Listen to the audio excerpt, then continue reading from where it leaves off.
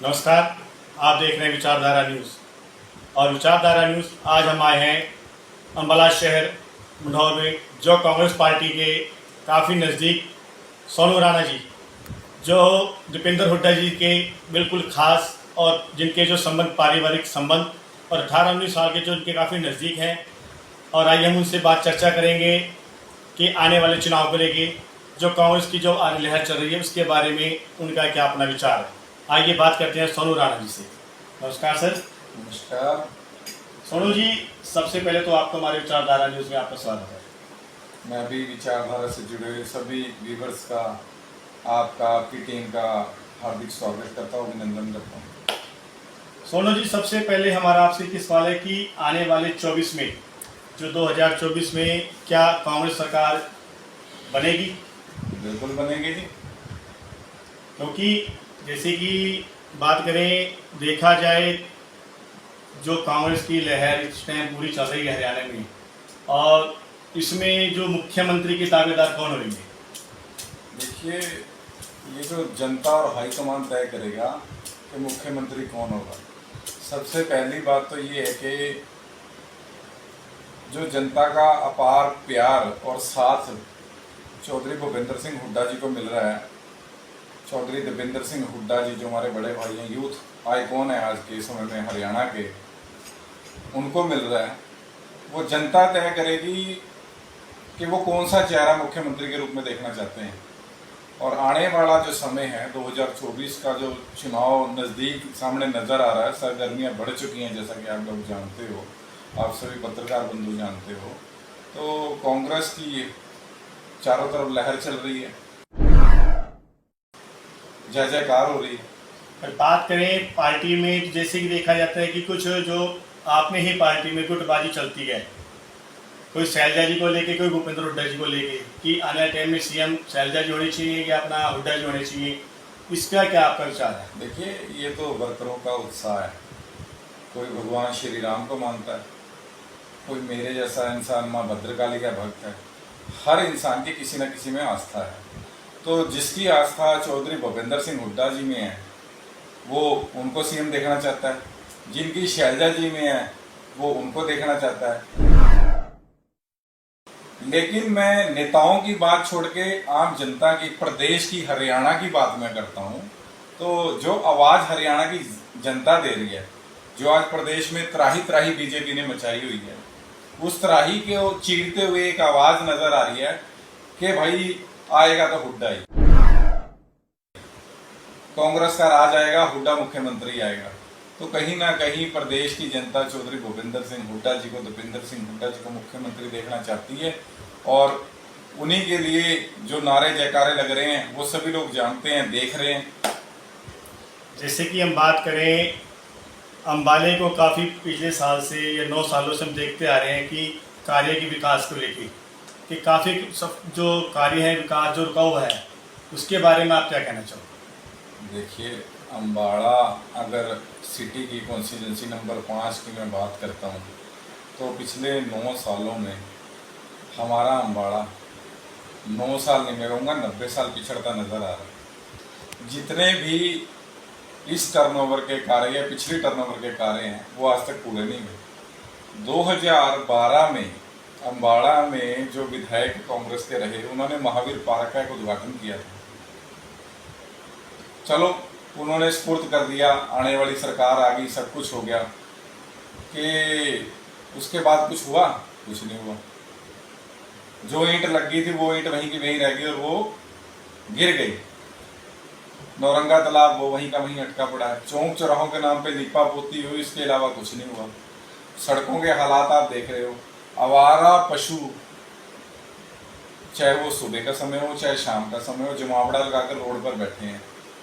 गाय की पूंछ पकड़ के ये लोग सत्ता में आए थे। गौ हमारी माता है, हमारी भी माता है, हम भी बोल रहे हैं। जय श्री राम का नारा हम भी लगा रहे हैं। पर आज हमारी गौ माता की क्या अवस्था है, वो देख रहे हैं सभी लोग। आज गौ माता सड़कों पर वाहनों से चोटिल हो रही हैं, दुर्घटनाएं हो रही हैं। और जो इंसान किसी भी परिवार का हो, वो उस दुर्घटना में चला गया, तो उसका जिम्मेवार कौन है? मैं तो इसका जिम्मेवार सरकार को मानता हूँ। क्यों नहीं इनको रहने के लिए घर दिया जा रहा? कहीं ना कहीं सिर्फ वोटों की राजनीति थी। बेटी बचाओ का, बेटी पढ़ाओ का एक नारा दिया था हमारे विधायक जी, लोगों भी लगा के चलते हैं, आपने नोटिस किया होगा। तो आज मैं तो कह रहा हूँ कि बेटियों को सड़कों पे घसीटा जा रहा है, वो कहीं नजर नहीं आ रहा मुख्यमंत्री को।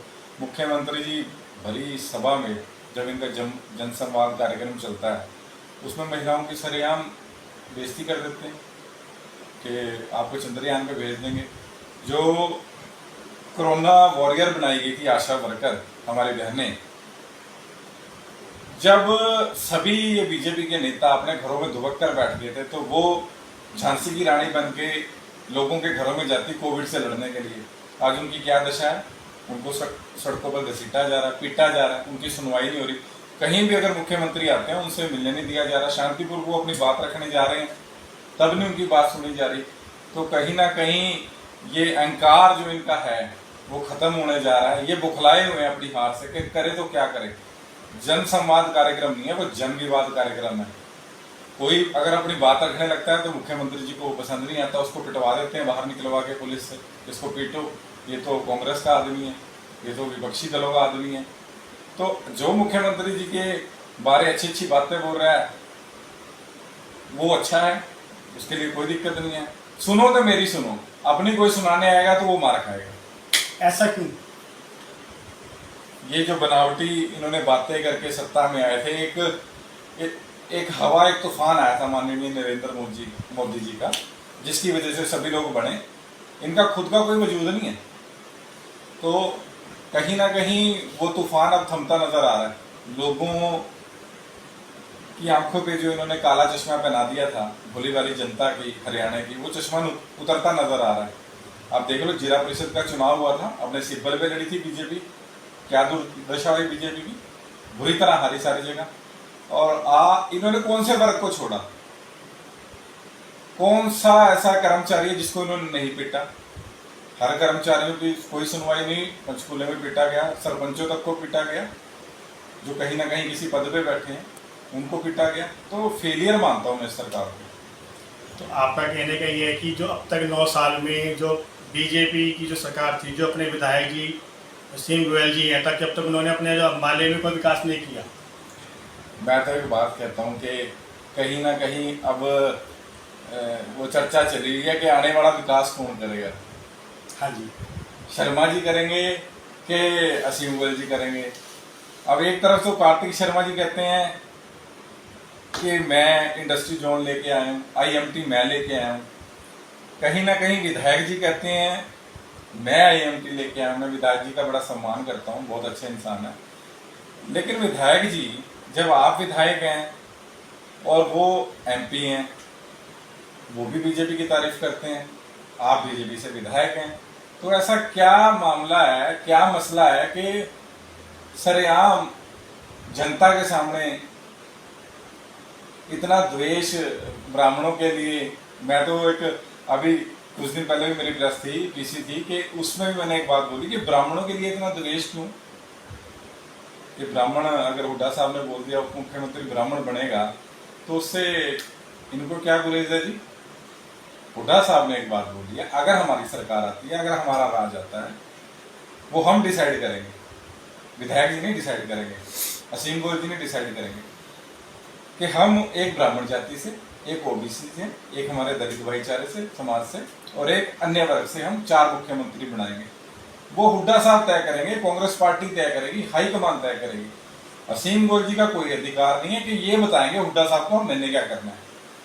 विधायक जी हुड्डा साहब के नाम पे राजनीति करके अपनी TRP बढ़ाना चाहते हैं। अपने हलके में इनका क्या हाल है, क्या हलके की दशा है, क्या अम्बाड़े की दशा है, उस पर गौर करें विधायक जी। छोड़ दें हुड्डा साहब को, विकास पुरुष रहे हैं हुड्डा, त्याग और संघर्ष के नेता है चौधरी भूपेंद्र सिंह हुड्डा और दीपेंद्र सिंह हुड्डा। आप उनका कोई भी फेसबुक पेज उठा के देख लीजिए, दोनों पिता पुत्र हर क्षण हर पल जनता के बीच में है। दीपेंद्र हुड्डा जी रात को 12-12 1-1 बजे तक जनता के बीच में है। पूरे प्रदेश में एक ही नारा है, दीपेंद्र हुड्डा भाई दीपेंद्र हुड्डा। क्या आपका नारा लगा रहा है कोई अम्बाले में? अगर लगा रहा है तो बताएं, क्या बोल रहे हैं लोग आपके बारे में? आप सुने, समय जा चुका है, चिड़िया खेत चुग चुकी है। जैसे कि देखा जाए कि कहीं ना कहीं आपस में भी पार्टियों में तालमेल नहीं बैठता और तीखी नोकझोंक होती है, उसके बारे में आपका क्या कहना है? देखिए, जिस घर में चार बर्तन होते हैं वो खड़कते हैं। कोई किसी नेता का नारा लगा रहा है, कोई किसी नेता का नारा लगा रहा है, हर किसी की आस्था है। कांग्रेस पार्टी में पूरा जोश है, वर्करों में पूरा जोश है। कांग्रेस पार्टी का वर्कर चट्टान की तरह मजबूत खड़ा है। आने वाला 2024 का चुनाव कांग्रेस पार्टी जीत रही है। बीजेपी की बौखलाहट है और कहीं ना कहीं मैं तो एक बात समझता हूँ कि इनको अपनी हार नजर आ रही है।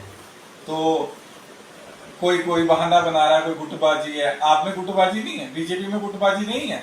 अब मुख्यमंत्री अंबाला कैंट में आए थे तो माननीय असीम गोयल जी नहीं वहां पहुंच पाए। हाँ, उसमें देखा गया है कि जैसे कि अपना संसद के भवन के जो कार्तिक शर्मा ही पहुंचे हैं और अपना सीएम जी नहीं पहुंचे।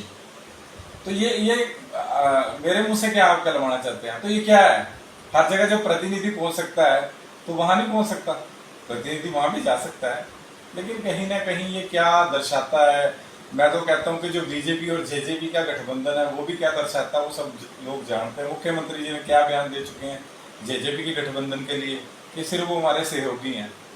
हमारा फैसला बीजेपी पार्टी, हमारा फैसला हमारा हाईकमान। तो वही दुष्यंत जी कहते हैं कि हमारा फैसला हमारी पार्टी और हमारा जो भी हमारा डिसीजन होगा वो अजय चौटाला जी जो उनके अध्यक्ष है वो करेंगे। तो गुटबाजी वाली बातें तो बनावटी बातें हैं। जहां मैंने अभी बोला आपको चार बर्तन होते हैं वो खड़कते हैं, जिस परिवार के अंदर कुछ होता है वो खड़कता है, वो कुछ नहीं होता, वो ये बनावटी बातें हैं। देखिए, जैसे आज हमने सोनू राणा जी के जो कार्यालय में आके उनसे जो बातचीत की और उन्होंने अपने जो विचार रखे हैं कि आने वाले इलेक्शन जो 2024 में होने हैं और जो इनकी अम्बाले में जो कांग्रेस की लहर और पूरे हरियाणा में इस टाइम तो देखा जाए जो कांग्रेस की लहर की इस टाइम पूरी चल रही है और उन्होंने अपने बहुत ही अच्छे जो अपने विचार रखे हैं पार्टी के प्रति। और इनका जो कहना है कि ये हर बार हर एक को मौका देना चाहिए।